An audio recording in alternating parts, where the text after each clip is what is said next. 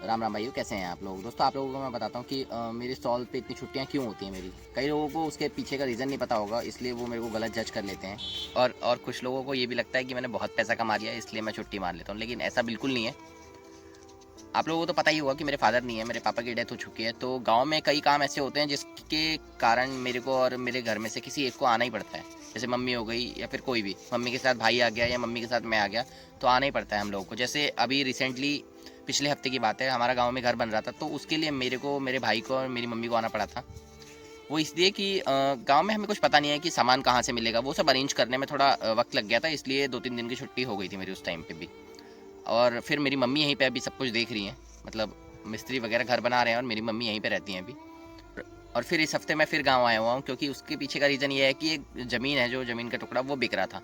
तो अब हम, मेरे पापा के बाद हमारे नाम हो गई है, मेरे मेरे भाई के, मेरी बहन के, मेरी मम्मी के नाम हो गई है ज़मीनें। तो तो इसलिए हम लोगों को भी साइन करने आना पड़ता है। तो यही कुछ कारण है जिनकी वजह से मेरे को छुट्टी मारनी पड़ जाती है। मैं तो चाहता हूँ कि मेरी छुट्टी हो ही ना कभी, सोमवार को छोड़ के, लेकिन हालात ऐसे हो जाते हैं कि जिनकी वजह से मेरे को छुट्टी मारनी पड़ जाती है। अब यहाँ मैं संडे को आया था, संडे को काम करके आया था कि मैं ये सोच के आया था कि सोमवार को काम हो जाएगा और सोमवार को मैं निकल जाऊँगा, लेकिन हुआ नहीं सोमवार को भी काम। तो अब फिर मंगलवार मेरे को रुकना पड़ गया, सोमवार को भी। तो अब मैं मंगलवार को निकलूँगा, फिर बुधवार को सुबह मॉर्निंग में वहाँ पहुँचूँगा। तो फिर यानी 30 तारीख को मैं पहुँचूँगा और फिर 31 को स्टॉल लगाऊँगा मैं। तो यानी 31 यानी दिवाली। तो यानी ये हफ़्ता मेरा ऑलमोस्ट पूरा ख़राब ही हो गया है।